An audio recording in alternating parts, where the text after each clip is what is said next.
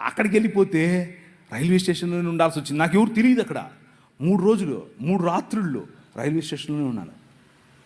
Railway స్టేషన్లోనే ఉండి సువార్త పరిచర్య చేస్తూ ఉంటే మోకాళ్ళ మీద ఒకటి ప్రార్థన చేశాను. ప్రవ్వా ఏంటి తుమ్ జాతా హై మై ఆతా హై, ఇంతే వచ్చు, నాకు అంతమించేం రాదు. జాతా హై ఆతా హై ఇంతే వచ్చు.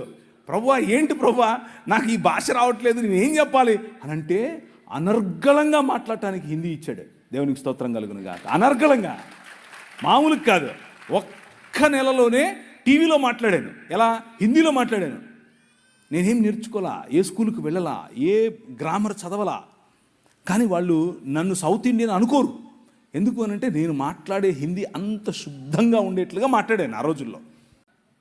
కూర్చున్న వాళ్ళల్లో, ఏం ప్రభా నీకోసం ఇంత నేను భక్తిగా జీవిస్తూ ఉంటే నాకెందుకు ఈ కష్టాలు, నాకే ఎందుకు, ఎందుకు నా మొగుడు ఎప్పుడు తాగుతూ ఉంటాడు,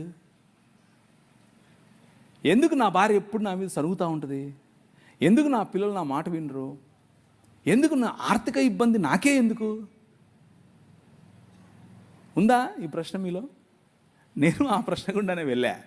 హబక్కూకు గ్రంథంలో హబక్కూకు మఠం వేసుకొని గోపురం ఎక్కుతాడు. గోపురం ఎక్కి కూర్చుంటాడు. నువ్వు నాకు చెప్పాల్సిందే, నేను వదలను. ఎందుకని?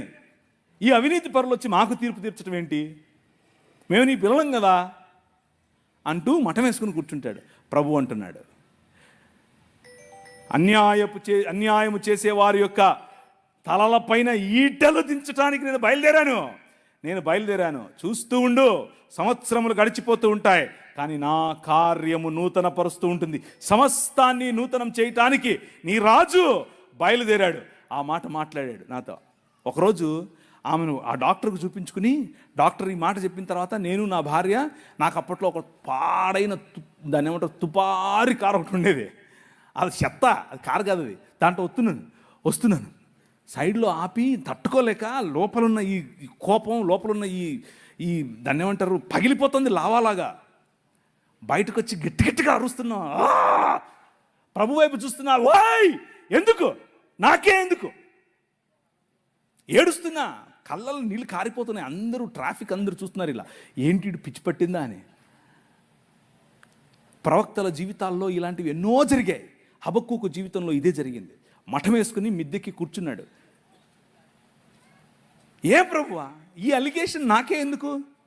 నేనేమి చేయలేదే ఆ అమ్మాయిని, ఊరికే నా మీద కేసు పెట్టింది, ఊరికే నా మీద ఇలా అవాకులు చవాకులు, ఎందుకు ఇది?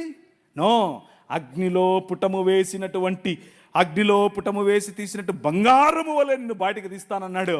ఆయన తీశాడు. హల్లెలూయా. ఆయన తీశాడు. నీ కింగ్, నీ రాజు.